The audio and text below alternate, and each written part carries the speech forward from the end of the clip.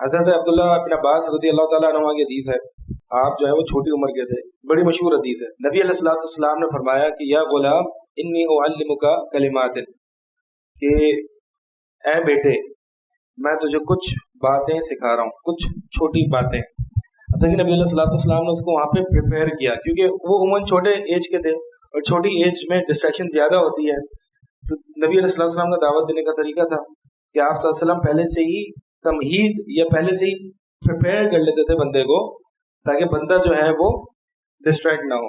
اب وہ بچے تھے، اس کی فوراً سے تو فرمایا کہ چھوٹی سی بات کہوں گا، چھوٹی سی بات سمجھاؤں گا، ٹھیک ہے۔ بچوں کو جو ہے وہ درس دینا نہیں ہوتا، بچوں کو ان کی مناسبت سے جس ایج کا ہے اس کو بات سمجھانی ہوتی ہے۔ تو آپ ہر جگہ جو ہے وہ درس دینے نہ لگ جائیں، ٹھیک ہے۔ اگر آپ کے والدین ہیں، آپ کے بھائی بہن ہیں، جی آئے بیٹھے میں آپ کو درس دوں، ایسے نہیں ہوتا۔ ڈپینڈ کرتا ہے، اگر وہ والدین ہیں یا بھائی بہن ہیں تو آپ نے طریقے سے موقع کو دیکھ کے آپ نے بات کرنی ہوتی ہے۔ تو خیر نبی علیہ الصلوۃ والسلام نے فرمایا کہ میں تجھے کچھ باتیں سکھا رہا ہوں، احفظ اللہ یحفظک، کہ اللہ کی حفاظت کر، یعنی اللہ کے دین کی حفاظت کر، اللہ تیری حفاظت کرے گا۔ یہ جو جملہ ہے بہت امپورٹنٹ ہے، اگر ہم اس کو تھوڑا سا اور اس کو مزید تفصیل میں جائے نا، اتنا امپورٹنٹ جملہ ہے کہ اللہ کی حفاظت کر، اللہ تیری حفاظت کرے گا۔ اللہ کی حفاظت کیا ہے؟ اللہ کے دین کی حفاظت، اور اللہ کے دین کی حفاظت میں سب سے پہلی حفاظت عقیدے کی حفاظت ہے، پھر اس کے بعد نماز اور واجبات کی حفاظت ہے۔ عقیدے کی حفاظت سب سے پہلی چیز، لا الہ الا اللہ کی حفاظت۔ یہ عقیدہ کوئی اتنا کمپلیکس نہیں ہے، بہت سمپل ہے۔ نبی علیہ الصلوۃ والسلام ایمپررز کو، بادشاہوں کو خط لکھا کرتے تھے، اسلم تسلم، اسلام لیا، لا الہ الا اللہ پڑھ لے، امن میں رہے گا۔ اتنا سمپل تھا، کوئی بہت بڑی ایکسپلینیشن نہیں تھی۔ آج لوگوں نے بہت اس کو کمپلیکس بنا دیا ہے کہ لا الہ الا اللہ نہیں، یہ الہ ہوگا تب یہ ہوگا، یہ عبادت ہے یا نہیں ہے، یہ شرک ہے یا نہیں ہے۔ صحابہ کے دور میں ایسا کچھ اتنا کمپلیکس نہیں ہوتا تھا۔ آج لوگوں نے شبہات اس میں ڈال کے اس میں جو ہے نا بہت اس کو کمپلیکس کر دیا ہے، ٹھیک ہے۔ تو لا الہ، آپ کو کیا لگتا ہے کہ وہ چیز جس کے ذریعے انسان اسلام میں داخل ہوگا، وہ اللہ تعالیٰ نے کوئی بہت زیادہ کوئی راکٹ سائنس رکھی ہوگی اس میں؟ کیا خیال ہے؟ بہت مشکل ہوگی وہ؟ یار یہ اسلام رکشہ ڈرائیور کے لیے بھی ہے، موچی کے لیے بھی ہے، ایک سائنٹسٹ کے لیے بھی ہے، ایک پولیٹیشین کے لیے بھی ہے۔ تو ہر بندے کے لیے، چاہے اس کے پاس بس تھوڑی سی عقل پائی جاتی ہے، اس کو لا الہ الا اللہ سمجھ میں آ جائے گا، ٹھیک ہے۔ تو لا الہ الا اللہ اتنا کمپلیکس نہیں ہے کہ جی میں یہ کہوں کہ جی جو مزاروں پر جاتا ہے وہ شرک تھوڑی ہے، یا جب تک میں اس کو خدا مان کے اس کی عبادت نہ کروں تو شرک تھوڑی ہوگا، تو یہ بدعت ہوگی، تو یہ وہ ہوگا، یہ ہوگا۔ اتنا کمپلیکس نہیں ہے یہ لا الہ الا اللہ۔ صحابہ اتنی کمپلیکس نہیں تھے، نہ نبی علیہ الصلوۃ والسلام نے کوئی بہت زیادہ کوئی راکٹ سائنس چیز سکھائی تھی، سمجھ آ رہی ہے؟ تو آج ہمیں اتنی بحث کیوں کرنی پڑی کہ بھائی یہ توحید ہے، یہ شرک ہے، اور شرک میں یہ تفصیل ہے، کیوں کرنی پڑی؟ کیونکہ شبہات بہت آتے ہیں۔ یہ اسی طرح ہے، مثال کے طور پر اللہ کا وجود، یہ تو پوری ہسٹری میں جو ہے وہ کوئی کمپلیکس ایشو رہا ہی نہیں ہے، اسی لیے قرآن میں جو ہے فی اللہ شک فاطر السماوات والارض، کہ اللہ میں بھی کوئی شک ہو سکتا ہے، آسمان اور زمین کا پیدا کرنے والا، یعنی یہ تو انیٹ ہے، نیچرلی ڈسپوزڈ ہے انسائڈ ہیومن بینگس۔ تو اس پہ ماضی میں لوگوں کو اللہ کچھ لوگ ہوتے تھے جن کو دہریون کہا جاتا تھا، وہ ہمیشہ سے رہے، وہ بہت جیسے کہ مینٹل النس رہی ہے نا ہر دور میں، ہم جنس پرست بھی ہر دور میں رہے، اللہ کے وجود کے منکر بھی ہر دور میں رہے، ان تمام چیزوں کو انوملیز یا مینٹل النس کہا جاتا تھا۔ آج اس کو انٹلیکچولیزم سے تعبیر کیا جاتا ہے کہ جو جتنا بڑا ہم جنس پرست ہے اتنا بڑا وہ مفکر بھی ہے، ہاں، حالانکہ اندر سے وہ درندہ ہے، ٹھیک ہے۔ جو اللہ کے وجود کا منکر ہے اس کو بڑا انٹلیکچوئل اور سائنٹسٹ تصور کیا جاتا ہے، حالانکہ وہ سب سے بڑا جاہل ہے۔ تو ایسا نہیں ہے کہ کوئی آج جو ہے وہ ایتھیسٹ آ کے پہلے نہیں تھے، یا آج یہ ہم جنس پرست آ کے پہلے نہیں تھے، پہلے بھی ہوتے تھے، لیکن لوگ ان کی طرف توجہ نہیں کرتے تھے۔ کیوں؟ جیسے کہ ایک پورے معاشرے میں پاگل کا ایک قوم ایک حصہ ہوتا ہے نا، لوگ ان کی طرف توجہ نہیں کرتے تھے، جیل میں اٹھا کے بند کر دیتے تھے، یا پھر اس سے اتنی بات چیت نہیں کرتے تھے۔ آج ہم نے ان ملحدوں کو اتنی حیثیت دے دی ہے تو پھر یہ اڑ گئے، ٹھیک ہے۔ تو یہ جو ہے وہ بھونکنے والے کتوں کی طرح ہوتے تھے، کہ وہ بھونکتے رہتے تھے، کوئی ان کو پتھر مار کے سائڈ میں کر دیتا تھا. آج یہ بھونک رہے ہوتے تو ہم بھی ان کے ساتھ بھونکنا شروع ہو جاتے ہیں، کیونکہ یہ تو مفکرین ہے. تو خیر ہاں ہاں، پتھر مارنے والی حد ختم کر دی. وہی نا، ہم مطلب یہ بھی بھونکنا شروع ہو گئے نا.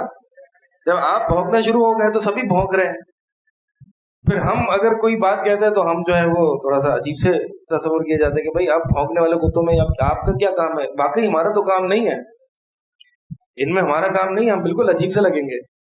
کیونکہ اب یہ بھونکنے والے کتے زیادہ ہو گئے، جو کہ آئی بی میں پڑھ رہے ہیں، لمس میں پڑھ رہے ہیں. آئی بی اور لمس میں پڑھ رہے ہیں، اس کا مطلب یہ نہیں کہ بھونک نہیں رہے، وہ بھونک ہی رہے ہیں. خیر، ہم کیا بات کر رہے تھے، پتہ نہیں کہاں سے کہاں. تو یہ جو چیز ہے نا، یہ اتنی کوئی کمپلیکس رہی نہیں ہے ماضی میں.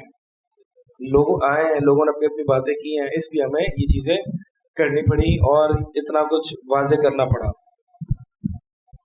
پھر عقیدے کے بعد جو ہے وہ حفاظت، نمازوں کی حفاظت. تو سب سے پہلا سوال نمازوں کے بارے میں ہونا ہے. سب سے پہلا سوال نماز کی حفاظت کیا ہے؟ نماز اللہ تعالیٰ نے قرآن میں پڑھنے کا حکم نہیں دیا ہے، قائم کرنے کا حکم دیا ہے. آپ جب کسی سے بات چیت کرنا، ایک ہے بات چیت کرنا، ایک ہے آپ میٹنگ کرنا. جب آپ کسی سے بات چیت کرتے ہیں تو اس کے لیے ٹائم سیٹ نہیں کرتے، چلتے پھرتے آپ کسی سے مل لیتے ہیں، کیجول ڈسکشنز ہوتی ہیں. اور ایک چیز ہے کہ آپ پہلے سے ایجنڈا سیٹ کرتے ہیں، میٹنگ کی منٹ سیٹ ہوتی ہیں، سب کچھ پورا ٹائم سیٹ ہوتا ہے، پراپر اس کا ٹائر اور سوٹ وغیرہ سب سیٹ ہوتا ہے. اس کو کہتے ہیں میٹنگ کر رہے ہیں، یہ فارمل میٹنگ ہے. اللہ کے ساتھ آپ کی میٹنگ ہے یا کیجول ڈسکشن ہے؟ میٹنگ ہے. تو کیا خیال ہے جب ہم چلتے پھرتے بھاگتے دوڑتے چپل یا وہاں پھینکتے نماز کے لیے داخل ہوں گے اللہ کے ساتھ ایسے؟ اللہ کے دربار میں آپ کسی پرائم منسٹر کے ہاؤس میں جائیں گے تو آپ ایسے جائیں گے؟ تو اللہ کے ساتھ ہم کیوں کرتے ہیں ایسا کہ بھاگتے دوڑتے بدتمیزی کے ساتھ، لباس بھی صحیح نہیں ہوتا، عجیب سا وضو بھی کر رہے ہوتے ہیں اور بس بھاگتے دوڑتے جا رہے ہیں. لاسٹ منٹ پہ سوشل میڈیا، ابھی 1 منٹ رہ گیا، بہت ٹائم ہے، سوشل میڈیا یوز کر رہے ہیں. کیا خیال ہے پھر نماز میں کوئی خشوع آئے گا؟ نماز میں بھی یہ سب چل رہا ہوگا. اسی لیے نبی علیہ الصلوۃ والسلام اذان کے وقت ہی ایسے ہو جاتے تھے جیسے کہ حضرت عائشہ فرماتی جیسے کہ ہمیں پہچانتے ہی نہیں ہے. تو نبی علیہ الصلوۃ والسلام یہ جو اذان کے وقت سے ہی اپنے آپ کو تیار کرنا، یہ واقعی بڑی بات ہے اور یہ ہونا چاہیے. لاسٹ منٹ میں آپ اپنے آپ کو تیار کرنا، اس سے آپ فزیکلی تو تیار ہو جائیں گے، مینٹل آپ کا مینٹل پریپریشن نہیں ہوگی. مینٹل پریپریشن جو ہے نا نماز کے لیے بہت ضروری ہے. تو نماز کی حفاظت جو ہے وہ خاص طور پر اثر کی نماز کی حفاظت. اگر جماعت سے نماز نہیں پڑھ سکتے، مسجد دور ہے یا کوئی بھی اور ریزن ہے، اثر کی نماز اور فجر کی نماز جماعت سے نہ چھوڑیں. یہ دو نمازیں ٹھنڈی نمازیں ہیں، اللہ کے چہرے کا دیدار کرنا چاہتے ہیں، ان 2 نمازوں کو جماعت سے نہ چھوڑیں، ان کی خاص حفاظت کریں. ہاں ہاں ہاں، خود پڑھ لیا کرو. پہلے تو کوشش کرو کہ جماعت سے مل جائے، اگر نہیں مل پا رہی ہاں تو پھر خود پڑھ لو اول وقت میں. نبی علیہ الصلوۃ والسلام کی حدیث ہے کہ میرے بعد کچھ لوگ آئیں گے عمرا کہ جو نماز اثر کو لیٹ کریں گے، جو اثر کی نماز کو مؤخر کریں گے، ڈیلے کریں گے. تو کیا کریں؟ اپنی نماز پڑھو اور پھر ان کے پاس جا کے جماعت سے نماز پڑھو.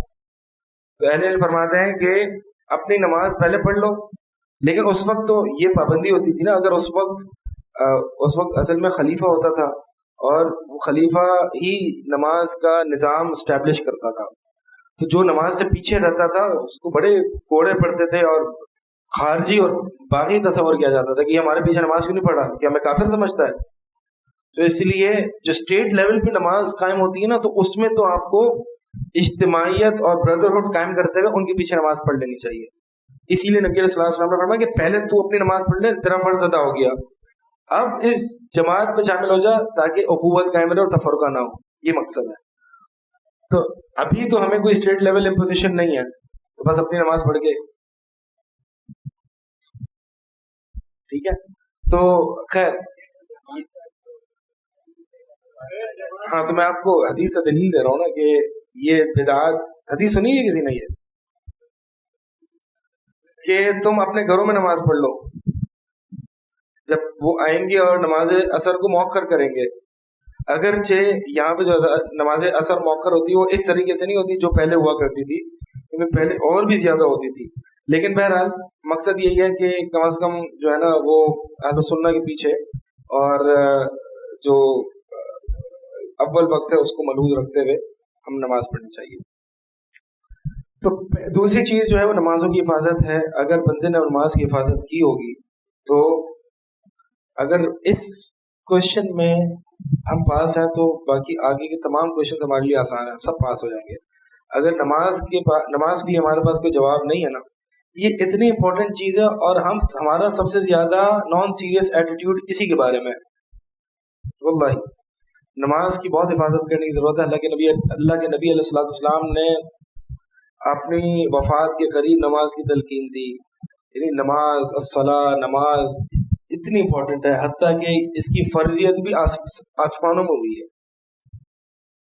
جہاد کی فرضیت آسمانوں میں نہیں ہوئی۔ آج ہم جہاد کرنے کے لیے تیار ہیں، لیکن نماز کے لیے جہاد جو کرنا ہے وہ تیار نہیں ہے، جو آسمانوں میں تحفہ ملا ہے، اس کی فرضیت کہ یہ ہے۔ تو آج دیکھیں جناب، روڈوں پہ نکلنا ہو نکل جائیں گے، چیخنا چلانا ہو وہ بھی کر لیں گے، جھنڈے گاڑنا ہو وہ بھی کر لیں گے، نمازیں نہیں پڑھیں گے، نمازیں نہیں ہوں گی۔ نماز اپنی سائڈ سے جلدی سی ٹھونگے مار لیں گے۔ منافقین کی نماز آتی ہے نا، نبی صلی اللہ علیہ وسلم نے فرمایا عصر کی نماز کے لیے دیکھتا ہے، ایک منافق دیکھتا ہے کہ کب، انتظار کرتا ہے کب سورج جو ہے وہ زرد ہوگا، ہاں کب وہ جو اورنج کلر کا ہو جاتا ہے بالکل اینڈ وقت پہ، یعنی وہ ویٹ کر رہا ہوتا ہے، یعنی اس کا مطلب ہے کہ بلا وجہ تاخیر کر رہا ہے، کوئی وجہ ہی نہیں ہے، تاخیر کیا جا رہا ہے، اسکرول کر رہا ہے، کوئی وجہ نہیں، یہاں وہاں دیکھ رہا ہے، باتیں کر رہا ہے، یہاں تک کہ تھوڑا سا ٹائم رہ جاتا ہے، کھڑا ہوتا ہے اور 4 ٹھونگے لگا کے،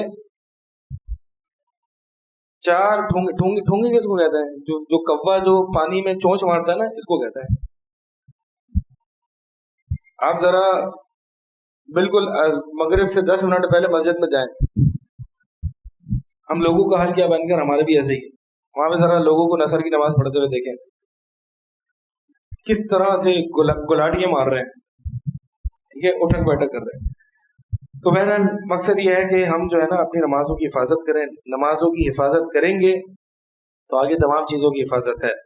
پھر نمازوں کی حفاظت کے بعد اللہ کے دین کی حفاظت میں اپنی نظروں کی حفاظت ہے، اپنی شرمگاہوں کی حفاظت ہے، اپنی نگاہوں کی حفاظت اور اپنی شرمگاہوں کی حفاظت، یہ لازم ملزوم ہے۔ اسی لیے اللہ تعالیٰ نے سورہ نور میں سے ایک ہی آیت میں ذکر کیا، قُل لِّلْمُؤْمِنِينَ يَغُضُّوا مِنْ أَبْصَارِهِمْ وَيَحْفَظُوا فُرُوجَهُمْ، کہ مومنین مردوں سے کہہ دو کہ وہ اپنی نگاہوں کی حفاظت کریں اور اپنی شرمگاہوں کی حفاظت کریں، یعنی یہ لازم ملزوم ہے۔ جو بندہ اپنی نگاہوں کی حفاظت کرے گا، یہ پہلا سٹیپ ہے، وہ لازماً اپنی شرمگاہوں کی حفاظت کرے گا۔ اسی لیے جو لوگ پوچھتے ہیں کہ ہم پورنوگرافی کے ایڈکٹ ہیں، عادت سی پڑی ہوئی ہے، بڑی بری عادت لگی ہوئی ہے، اس کا حل کیا ہے؟ سارے حل چھوڑ دیں، سب سے ایک پہلا حل اپنا لیں، اور وہ یہ ہے کہ اپنی نگاہوں کی حفاظت کرنا ہے۔ آپ دیکھ لیں انشاءاللہ نگاہوں کی حفاظت کریں گے نا آپ، تو آپ یہ جو آخری سٹیپ ہے، اسی لیے جو حدیث آتی ہے کہ آنکھیں بھی زنا کرتی ہیں، کان بھی زنا کرتے ہیں، اور پھر آخر میں یعنی یہ سب چیزیں زنا کر دی، یہ پہلا سٹیپ ہے، اور پھر آخر میں شرمگاہ اس کی تصدیق کرتا ہے یا اس کی تکذیب کرتا ہے، یہ وہ آخری سٹیپ ہے، یہ پوری ایکویشن چلتی ہے۔ جس کو یہ عادت پڑی ہوئی ہے، یہ بات نوٹ کر لیں، شادی کے بعد بھی عادت نہیں چھوٹتی، شادی سے پہلے یہ عادت چھوڑ دیں۔ یہ بات یاد رکھیے گا کہ اگر جو بندہ، یہ قاعدہ ہے، پرنسپل ہے، اس کو یاد رکھنا ہمیشہ، جو بندہ حرام چیزوں میں اپنی لذت کو تلاش کرتا ہے، اللہ تعالیٰ اس سے حلال چیزوں سے لذت چھین لیتا ہے۔ جو بندہ حرام چیزوں میں اپنی لذتیں اور خواہشات کو پورا کرتا ہے، اللہ تعالیٰ اس سے حلال چیزوں کی جو لذت رکھی ہے، وہ اللہ ہی حلال چیزوں کی لذت کا کوئی مقابلہ نہیں ہے۔ حلال کیا خیال ہے، اللہ تعالیٰ نے جو چیز حلال کی ہے اس میں لذت نہیں ہوگی؟ واللہ سینکڑوں حرام چیزیں آ جائے نا، ایک حلال چیز اس میں اللہ تعالیٰ نے ایسی لذت رکھی ہے جو حرام तमाम हराम चीज़ों में किसी में भी लज्जत नहीं है। और जो बंदा पोर्नोग्राफी का आदी होता है, मैस्टरबेशन का आदी होता है, उसे और कुछ नहीं मिलेगा, अल्लाह ताला उससे जायज़ निकाह की जो लज्जत है उसको छीन लेगा। इसलिए हमें अपने आप को भी सीधा कर लेना चाहिए। ये ना समझें कि अभी शादी हो जाएगी तो ये आदत छूट जाएगी। हम कई लोगों से मिल चुके हैं, कई लोगों से हमारी बातें हुई हैं जिनको शादी से पहले इसी में लज्जत मिलती थी, वो इसी के आदी होता है, वो एक ट्रैप में होता है। ये ट्रैप है, ये कभी खत्म होने वाला नहीं है। यानी ये वो चीज़ है कि जिसको, यानी जिसकी फितरत इतनी खराब हो जाती है, जिसको हलाल चीज़ों में मज़ा नहीं आता, उसकी फितरत ही वो ना कि जो जिसका गोश्त और जिसकी परवरिश, जिसकी ग्रोथ ही हराम चीज़ों पे होती है, उसको फिर, यानी एक बंदा है जो इतना गंदा रहता है, उसको कोई अच्छी पाकीज़ा चीज़ दोगे उसको समझ ही नहीं आएगी, और वो ये समझ रहा है कि वो जो कीचड़ है उसमें उसको मज़ा आ रहा है, हालांकि उसको मज़ा नहीं आ रहा होता। उसको लग रहा है कि उसको मज़ा आ रहा है क्योंकि उसने कभी हलाल चीज़ टेस्ट नहीं की। ये ऐसे ही है कि बंदा मैदान में बैठ के कह रहा है मर्सिडीज कुछ है ही नहीं। हम कहेंगे मर्सिडीज चलाई है कभी तूने? मर्सिडीज तो चलाई नहीं है। तो मैदान में बैठ के खुश हो रहा है कि मैं कोई दुनिया की बड़ी अच्छी सबसे बड़ी सवारी में हूँ, मैदान में ही बैठ के खुश हो रहा है। यानी वो बंदा पोर्नोग्राफी में बैठ के खुश हो रहा है कि मैं कोई बड़ी लज्जत में हूँ, ये जिना में ही है। तो उसने कभी हलाल लज्जत को चखा नहीं, और हलाल की लज्जत तभी आएगी जब आप हराम को छोड़ेंगे। हलाल की लज्जत आएगी नहीं, या हराम का खाना हजम नहीं होता, हराम के खाने में मजा नहीं आता। और हमारे असलाफ की सीरतें कितनी पाक होती थी, उनको खाने से पता चल जाता था कि हलाल क्या है, और वो पेट भर के खाते थे। इमाम शाफी रहमतुल्लाह इमाम अहमद इब्न हंबल के स्टूडेंट है, उनके टीचर है। इमाम शाफी इमाम अहमद के टीचर हैं। एक मौके पर जो है वो उनके घर पे गए, रात भर गुजारी, और यानी उनके इमाम अहमद के घर पे रात गुजारी। तो इमाम अहमद को किसी ने कहा कि आप तो कहते थे माशाल्लाह ये तुम्हारे टीचर बड़े ज़ाहिद और मुत्तकी इंसान है, मैंने देखा कि इन्होंने तो इतना खाना खाया है पेट भर के, और फिर पूरी रात नमाज भी नहीं पढ़ी, सोए रहे। तो इमाम अहमद ने जब उनसे पूछा, ये वाक़या नकल किया जाता है, तो इमाम शाफी फरमाते हैं, रही बात ज़्यादा खाने की, तो इमाम अहमद की पाकीज़ा कमाई से ज़्यादा और कोई कमाई नहीं हो सकती, इसलिए मुझे ज़्यादा खाने में मज़ा आ रहा था, टेस्ट आ रहा था, क्योंकि सीरतें पाक थी ना। रही बात रात को नमाज ना पढ़ने की, तो मैं असल में लेटा थोड़ी देर, एक हदीस जहन में आई, उसमें मैं गौर फिक्र करता रहा, और 100 मसाइल मैंने उस हदीस से निकाले, 100 मसाइल। और रही बात ये कि मैंने फजर की नमाज के लिए वजू नहीं किया, तो ईशा की नमाज का वजू था और मुझे नींद नहीं आई, मैं हदीस के बारे में सोच रहा था। तो सलफ की जो इल्म वालों की इबादत होती है, वो अजीब किस्म की होती है, लोगों को समझ में नहीं आती। क्या ख्याल है? इल्म वालों की जो इबादत होती है, यार इल्म वाला जो होता है ना, जो तालिब इल्म होता है, एक अजीब बंदा होता है ये। यानी वो तलब इल्म में मसरूफ होता है और पूरी दुनिया इसके इस्तिग़फ़ार में मसरूफ होती है। कितना बड़ा अजर है। हदीस में आता है ना, एक तालिब इल्म जो इल्म हासिल करने जाता है, आसमान और ज़मीन जो कुछ उसमें है, हर चीज़, हर मखलूक उसके लिए इस्तिग़फ़ार करती है, यहाँ तक कि मछलियाँ जो समंदर में है उसके लिए इस्तिग़फ़ार है। अब ये तालिब इल्म ये तो जा रहा है जी जनाब बैग पकड़ के इल्म हासिल करने, उसका तो मकसद ये है कि बस मैं अल्लाह के लिए इल्म हासिल कर लूँ, कुछ सीख जाऊँ। और ना वो दुआ कर रहा है, ना वो इस्तिग़फ़ार कर रहा है, वो इल्म हासिल करने जा रहा है। वो इल्म में मसरूफ़ है और पूरी दुनिया उसके इस्तिग़फ़ार में मसरूफ़ है। पूरी कायनात ये उम्मत की इस्लाह में मसरूफ़ है और पूरी कायनात, यानी इससे बड़ा अजर क्या है? क्या बेहतरीन चीज़ है ये। इल्म का रास्ता जो है ना, बड़ा ज़बरदस्त रास्ता है। खैर, ये बता रहा था कि जो नमाज जो है ना, नमाज की हिफाजत, उसके बाद नज़रों की हिफाजत, शर्मगाहों की हिफाजत। तो ये बात याद रखिएगा, अगर हलाल जो अल्लाह ताला ने जो हलाल चीज़ की है, जो चीज़ हलाल की है, जिसने, आप उनसे पूछिएगा कि जिसने हलाल और हराम दोनों को टेस्ट किया है कि अल्लाह ताला ने हलाल में कितनी लज़्ज़त रखी है। अच्छा, जब बंदा हराम छोड़ता है तो उसको फौरन से लज़्ज़त नहीं आती, इम्तिहान भी तो होना है ना। امتحان بھی تو ہونا ہے.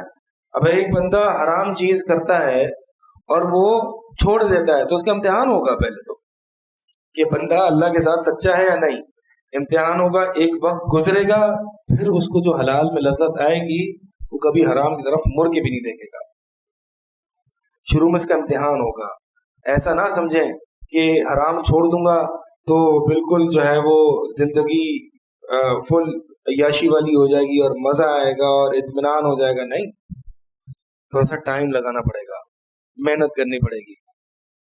شرمگاہوں کی حفاظت کرنا بھی اسی میں ہے, ٹھیک ہے, اور اسی طرح جو ہے وہ اپنی قسموں کی حفاظت کرنا. بہرحال یہ اللہ کے دین کی حفاظت کرنے تمام اس میں آتا ہے. جب بندہ یہ کرے گا نا تو اللہ تعالیٰ اس بندے کی حفاظت کرے گا. جو بندہ اللہ کے دین کی حفاظت کرے گا اللہ تعالیٰ اس کی حفاظت کرے گا. اللہ تعالیٰ اس کی حفاظت کرے گا سے مطلب یہ ہے کہ اللہ تعالیٰ اس کی دنیا کی حفاظت کرے گا. من یتق اللہ ومن یتق اللہ یجعل له مخرجا ویرزقه من حیث لا یحتسب. جو اللہ تعالیٰ سے ڈر جائے اللہ تعالیٰ اس کو وہاں سے رزق دے گا جہاں سے اس کا گمان بھی نہیں ہوگا, جہاں سے اس کا گمان بھی نہیں ہوگا. اللہ تعالیٰ اس کے لیے کوئی نہ کوئی راہ نکالے گا, کوئی نہ کوئی راہ نکالے گا. تو اللہ تعالیٰ اس کی حفاظت کرے گا, اللہ تعالیٰ اس کے دین کی حفاظت کرے گا, اللہ تعالیٰ اس کی دنیا کی حفاظت کرے گا, اللہ تعالیٰ اس کی اولاد کی حفاظت کرے گا. اللہ تعالیٰ سورہ کہف میں آتا ہے نا وَكَانَ أَبُوهُمَا صَالِحًا, کہ جو باپ نیک تھا, باپ فوت ہو گیا اور اپنے پیچھے 2 یتیم بچوں کو چھوڑ گیا, اور یتیم بچوں کے حفاظت کے لیے باپ نے مال کو ایک زمین کے اندر دفن کر دیا. وہ دیوار گرنے لگی, مال جو یتیم بچوں کا تھا وہ اوپر آنے لگا, ظاہر ہونے لگا. اللہ تعالیٰ نے ان 2 بچوں کے مال کی حفاظت کے لیے ایک نبی اور ایک ولی کو بھیج دیا, موسیٰ اور خضر علیہ السلام. وَكَانَ أَبُوهُمَا صَالِحًا, کیونکہ ان کا باپ نیک تھا. جب باپ نیک ہوتا ہے تو جدی پشتیوں کی حفاظت ہو جاتی ہے. یہ اصل انشورنس ہے جو کرنی چاہیے. اچھا, اصل انشورنس یہی ہے. تو اللہ تعالیٰ بیوی کی حفاظت کرے گا, والدین کی حفاظت کرے گا, آپ کی حفاظت کرے گا, ہر چیز کی حفاظت کرے گا. ایک صاحب علم تھے, ان کے ساتھ اسٹوڈنٹ جا رہے تھے تو راستے میں پتھر آیا. وہ بڑی عمر کے تھے, ٹیچر محدث جو تھے بڑی عمر کے تھے, انہوں نے جمپ لگا دی. طلبہ حیران ہو گئے, اس عمر میں آپ جمپیں لگا رہے ہیں, ماشاء اللہ آپ تو بڑے صاحب ہیں, اس عمر میں آپ جمپ لگا رہے ہیں. کہہ رہے ہیں کہ یہ دیکھو یہ اعضاء ہے نا, ان کی میں نے اپنی نوجوانی کی عمر میں حفاظت کی تھی, اس سے میں نے گناہ نہیں کیے تھے, اللہ تعالیٰ نے میرے ان اعضاء کی اس عمر میں حفاظت کی ہے. یہ اصل فٹنس ہے. اگر ہر چیز فزیکل, مینٹل, اسپرچول, ہر طرح کی فٹنس ملے گی, یہ ہے اللہ تعالیٰ کی حفاظت. اور اللہ تعالیٰ جس بندے کی حفاظت کر لینا اس کو کون نقصان پہنچا سکتا ہے. اسی لیے آگے فرمایا کہ احفظ اللہ تجدہ امامک او تجاہک, کہ اللہ کے دین کی حفاظت کرو, ہمیشہ اللہ کو اپنے سامنے پاؤ گے. اللہ کو سامنے پانا ہے نا بڑی نعمت ہے. ہر بات میں, ہر معاملے میں, کوئی بھی پریشانی آتی ہے, کوئی بھی مصیبت آتی ہے, اللہ یاد آ جانا, اللہ کو سبمٹ کر دینا, اللہ سے ایک معاملہ, ایک تعلق قائم ہونا, یہ بڑی بات ہے. ہمیشہ اللہ کو اپنے سامنے پانا, یعنی ہمیشہ تو دیکھے گا کہ جو بھی گھبراہٹ آئے گی, جو بھی تکلیف آئے گی, ہمیشہ اللہ تیرے سامنے ہوگا. اس قرب کو تو فیل کرے گا, اس کلوزنس کو تو فیل کرے گا. ایک بندہ ہے جو ہم جو عموماً دنیا میں جو جتنے بھی بھاگ دوڑ کر رہے ہوتے ہیں, عموماً تعلقات قائم کر رہے ہوتے ہیں نا کہ یار اس سے تعلق قائم کر لیتے ہیں, مصیبت میں ضرورت کے وقت قائم آئے گا. اس پولیس والے سے, اس ڈی ایس پی سے اچھے تعلق رکھو بھائی, وہ کام آئے گا. ٹھیک ہے, تو جس کے اتنے تعلقات ہوں اس کو کبھی کوئی ٹینشن ہوتی ہے؟ نہیں ہوتی. تو جس کا عرش والے سے تعلق ہو اس کو کبھی ٹینشن ہونی چاہیے, نہ اس کو رسک میں ہونی چاہیے, نہ اس کو کبھی کسی چیز میں نہیں کہ آگے فیوچر, یہ جو آپ پوچھ رہے تھے نا کہ فیوچر کی پلاننگ ہونی چاہیے, فیوچر کا جو خوف ہے, مستقبل میں کیا کروں گا. بس میرا تعلق اس سے ہے کہ جس کے ہاتھ میں تمام لوگوں کے پیشانیاں ہیں, جس کے ہاتھ میں ہر بندے کا رزق ہے, وہیں سے رزق ملنا ہے. جو اللہ کے پاس ہے میں اس کی نافرمانی کر کے اس سے وہ حاصل کر سکتا ہوں کیا؟ نہیں, ہرگز نہیں. جو اللہ کے پاس ہے اس کو خوش کر کے ہی, اس سے راضی کر کے ہی مجھے حاصل ہے. تو اتنی پاورفل سورس بنائے اپنے رب سے کہ ان لوگوں میں شامل ہو جائیں جس کے بارے میں نبی علیہ الصلوۃ والسلام نے فرمایا کہ اللہ کے کچھ ایسے بندے ہوتے ہیں اگر وہ اللہ پر قسم کھا لے تو اللہ تعالیٰ اس بندے کی لاج رکھتے ہوئے اس کی قسم کو پورا کر لیتا ہے. ایسے لوگ ہیں. ربیہ بنت نضر، یہ جو بھائی تھے انس بن نضر رضی اللہ تعالیٰ عنہ، کچھ معاملہ ہوا تھا ربیہ کا، وہ ان کی بہن تھی، انہوں نے کسی کے ان کو ہاتھا پائی یا کچھ اس طرح ہو گیا تھا، تو اس میں جو ہے وہ کچھ دانت وغیرہ توڑ دیے تھے. تو اللہ کے نبی علیہ الصلوۃ والسلام کے سامنے یہ کیس آیا، کہا کہ اب ربیہ کے بھی دانت توڑے جائیں گے قصاصاً. انس بن نضر پریشان ہو گئے کہ میری بہن کے دانت توڑے جائیں گے قصاصاً. فرمایا اللہ کی قسم ربیہ کے دانت نہیں توڑے جائیں گے. تو وہ جو پارٹی تھی جو قصاص لینے آئی تھی، انہوں نے کہا کہ یا رسول اللہ ہم نے ان کو معاف کیا، ہم جو ہے وہ دیت پر یا ہم اس کو معاف ہی کر دیتے ہیں. تو پھر اللہ کے نبی علیہ الصلوۃ والسلام نے فرمایا کہ کچھ لوگ اللہ کے بندے ایسے ہیں کہ اللہ پر قسم باندھ لیں، اللہ پر قسم کھا لے تو اللہ تعالیٰ اس بندے کی لاج رکھ لیتا ہے. اور انس بن نضر جو ہے نا، وہ ان لوگوں میں سے تھے کہ جنہوں نے اللہ تعالیٰ سے یہ اگریمنٹ کیا تھا، وہ بدر میں شریک نہیں ہو سکے تھے، اور اللہ تعالیٰ سے اگریمنٹ کیا تھا کہ اللہ پہلا مارکا تھا اسلام اور کفر کا، اس میں شریک نہیں ہو سکا، کوئی وجہ تھی، تو موقع دے گا، تو اگلی اپرچونٹی دے، لا یرین اللہ ما اصنع، اللہ تعالیٰ تو دیکھے گا میں کیا کرتا ہوں، تو اپرچونٹی دے اس کفر اور اسلام کی جنگ کی. تو غزوہ بدر، غزوہ احد میں اللہ تعالیٰ نے ان کو یہ اپرچونٹی دی. لڑتے رہے، مسلمان منتشر ہو گئے تھے، لڑتے رہے، اور سامنے سعد بن ابی وقاص سے غالباً پوچھتے سعد کہاں جا رہے ہو؟ میں تو عہد کے پیچھے سے جنت کی خوشبو کو پا رہا ہوں. لڑتے رہے، اتنا لڑتے رہے یہاں تک کہ وہ شہید ہو گئے. جب ڈیڈ باڈیز دیکھی گئیں تو کوئی ڈیڈ باڈی ان کی ملی نہیں، حتیٰ کہ ایک ایسی ڈیڈ باڈی تھی جن کا بالکل حشر منشر ہوا تھا، اور 80 سے زیادہ وار تھے تلوار کے اور تیروں کے، 80 سے زیادہ، حتیٰ کہ ان کی بہن نے ان کو انگلی کے پوروں سے پہچانا ہے کہ یہ میرے بھائی کی لاش ہے. ایسا لڑا انہوں نے، اور اللہ کو وہ کر دکھایا کہ جو انہوں نے اگریمنٹ کیا تھا. تو اللہ تعالیٰ نے انہی لوگوں کے بارے میں فرمایا کہ لوگوں میں سے کچھ وہ ہیں کہ جو اللہ تعالیٰ سے عہد کرتے ہیں اس کو پورا کر دیتے ہیں. فَمِنْهُمْ مَن يَنْتَظِرُ، کچھ لوگ تو وہ ہیں کہ جنہوں نے اس عہد کو پورا کر دیا، اور کچھ لوگ وہ ہیں کہ جو ابھی انتظار کر رہے ہیں اس عہد کو پورا کرنے کے لیے. تو ہم بھی انشاءاللہ اللہ تعالیٰ سے عہد کرتے ہیں کہ اللہ ہمیں بھی اپرچونٹی دے اس کفر اور اسلام کے مارکے کی، تو اللہ تعالیٰ دیکھے گا کہ ہم کیا کرتے ہیں. اور اس مارکے سے پہلے ہمیں اپنے آپ سے لڑنا ہوگا، اپنے آپ سے جہاد کرنا ہوگا، ان خواہشات کو چھوڑنا ہوگا، اللہ کے دین کی حفاظت کرنی ہوگی، اور اللہ کی طرف آنا ہوگا اس سے قبل کہ ہم اصل میں کافر اور یہود اور کفر اور جو دین اسلام کے دشمن ان کے ساتھ لڑ سکیں. تو اللہ تعالیٰ سے ہم یہ بھی عہد کریں، اللہ تعالیٰ کو ہم دکھائیں، اللہ تعالیٰ سے عہد کریں کہ اللہ تو کوئی موقع دے تو تو دیکھ میں کیا کرتا ہوں. اصل میں ہوتا ہمارے ساتھ یہ ہے کہ اللہ تعالیٰ موقع دیتا ہے تو ہم اس وقت کیا کرتے ہیں کہ بس ابھی یہ کر لیتے ہیں، ابھی تھوڑا سا کر لیتے ہیں، اگلی دفعہ نہیں کریں گے. تو یہی تو وہ موقع تھا جو اللہ تعالیٰ نے ہمیں دیا تھا، جس پر ہم نے اپنے رب کو دکھانا تھا کہ اللہ ہم نے تیرے ساتھ کچھ کرنا ہے. یہ اللہ تعالیٰ سے عہد کریں، اللہ کی محبت کی خاطر کچھ اللہ کے لیے کر دکھائیں، اور یہ عہد کریں کہ اللہ کے دین کی خاطر کچھ کرنا ہے. اقول قولی ھذا استغفر اللہ لی ولکم وسائر المسلمین.